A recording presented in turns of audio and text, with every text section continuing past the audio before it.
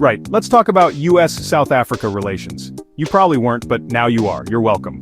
It's a relationship that's had its moments, like a long-running soap opera you only vaguely remember exists until a truly dramatic storyline pops up. And pop up it did just yesterday, in fact, on the 21st of May, 2025. US President Donald Trump, a man whose subtlety is legendary for its complete absence, welcomed South African President Cyril Ramaphosa to the White House. Now, you might imagine a cordial exchange, perhaps some polite discussion about shared interests. But oh no, that would be far too straightforward, wouldn't it? This wasn't just a casual catch-up, it was an encounter with some rather sharp edges indeed. The centerpiece of this diplomatic ballet, if you can call it that, was President Trump deciding to confront President Ramaphosa head-on. And what was the topic of this confrontation, you ask? Well, it was the incredibly serious and highly contentious claim of a genocide targeting white South African farmers. Yes, you heard that correctly. Trump, armed with news clippings and a video montage reportedly showing images of crosses and opposition figures calling for violence, laid it out. He alleged, quite starkly, that these farmers were being systematically executed simply because they were white. This set the stage for a rather tense atmosphere, one can only imagine, in the hallowed halls of American power. The video presented by Trump apparently featured, among other things, Julius Malema, the leader of the Economic Freedom Fighters, an opposition party in South Africa known for its fiery rhetoric. The visuals were, by all accounts, designed to be provocative, and they certainly caught the attention of at least one other prominent guest. Elon Musk, a man who has previously amplified similar claims about the situation in South Africa on social media, was also present. Reports suggest he watched Trump's video presentation with considerable intent, adding another layer of intrigue to an already rather peculiar gathering of influential figures, each with their own distinct perspectives and, presumably, agendas. Despite this rather explosive opening gambit from his host, President Ramaphosa, it must be said, maintained his composure. He firmly refuted the genocide allegations, which is, quite frankly, what you'd expect him to do when faced with such a grave accusation. He made the point that crime in South Africa, while undeniably a serious issue and a tragic reality for many, is a scourge that affects all citizens, regardless of their race or background. He didn't attempt to downplay the violence but sought to contextualize it, distancing his government from any notion of state-sanctioned persecution and condemning any calls for violence from opposition leaders, emphasizing his coalition's aim to sideline such extremist voices. Now, these claims about a genocide against white farmers aren't exactly new. They've been circulating for some time, particularly in certain corners of the internet and among specific political groups. They paint a picture of a targeted campaign of violence, a systematic effort to drive white farmers off their land, often through brutal means. The narrative is powerful, emotive, and deeply concerning if taken at face value. President Trump, by bringing it up so directly, was essentially giving this narrative the biggest possible platform, right there in the Oval Office. This wasn't just a casual mention. This was a full-blown presidential accusation, presented with a degree of certainty that demanded a response. President Ramaphosa's counter-argument focused on the broader context of crime and violence in South Africa. He stressed that the nation grapples with high crime rates that impact communities across the racial spectrum. Rural security is a significant concern, and farmers, due to their often isolated locations and perceived wealth, can be vulnerable targets. However, he and his government have consistently argued that these are acts of criminality, not a state-orchestrated or racially motivated genocide. He also pointed to his current coalition government, which notably includes the Democratic Alliance, as evidence of a commitment to sideline extremist elements, including those who might advocate for violence or racial division. It's also worth noting that earlier in May 2025, President Trump had already made a significant gesture related to this issue. He offered refugee status to 59 white South Africans, explicitly stating that they were being targeted for violence.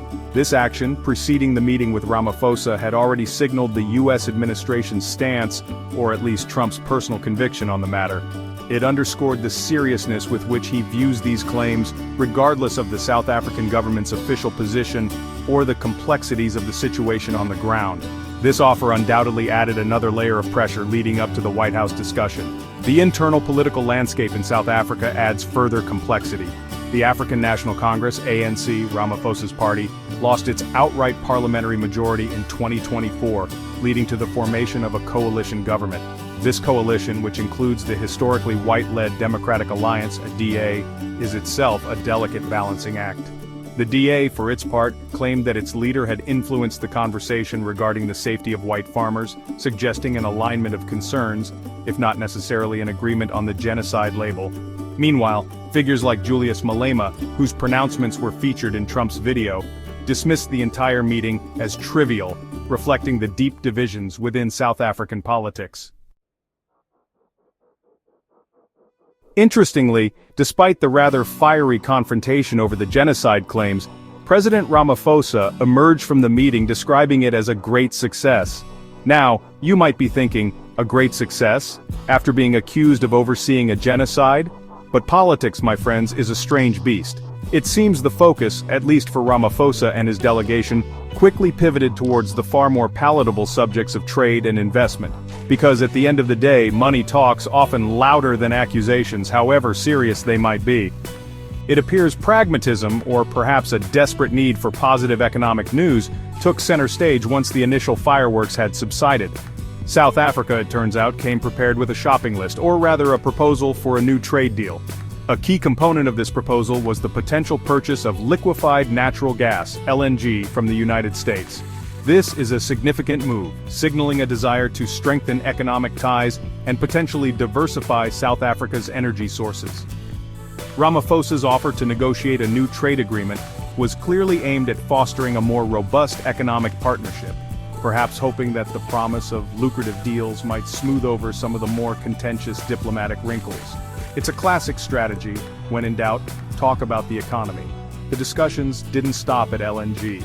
There was also talk of mining rare earth metals, which are, as you know, crucial for all sorts of modern technology. The potential for U.S. involvement in this sector would be a significant development.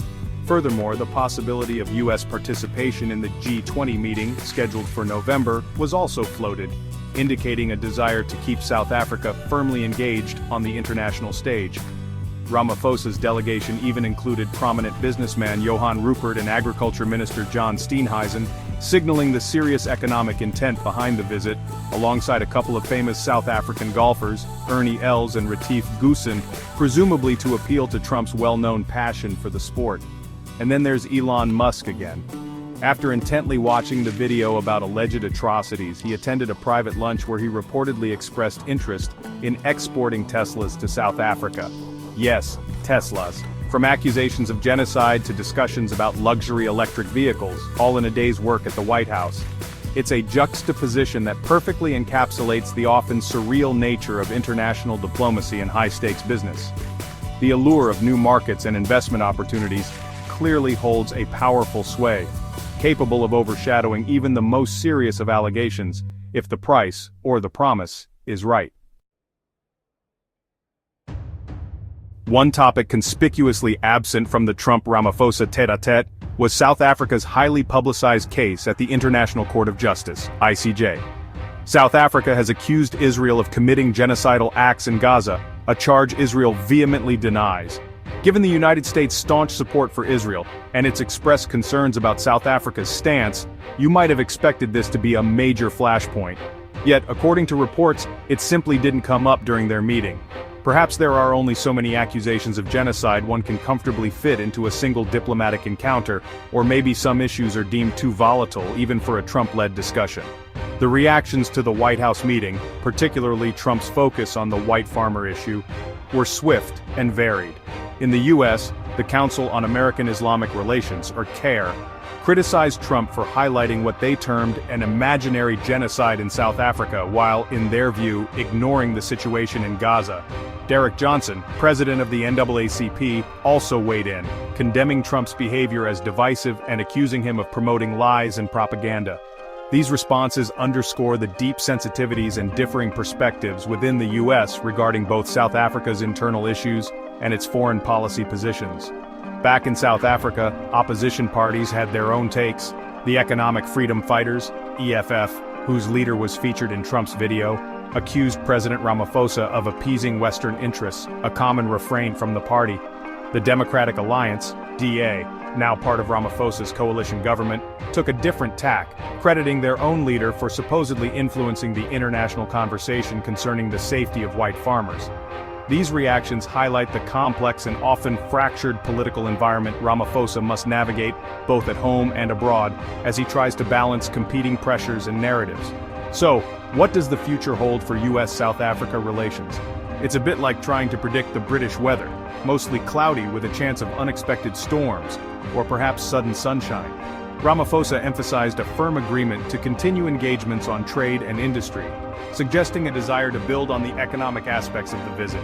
However, the underlying tensions, particularly around the genocide claims and differing geopolitical stances, haven't magically disappeared. It will be a delicate balancing act trying to foster economic cooperation while navigating deeply divisive and emotionally charged issues. One thing's for sure, it probably won't be boring.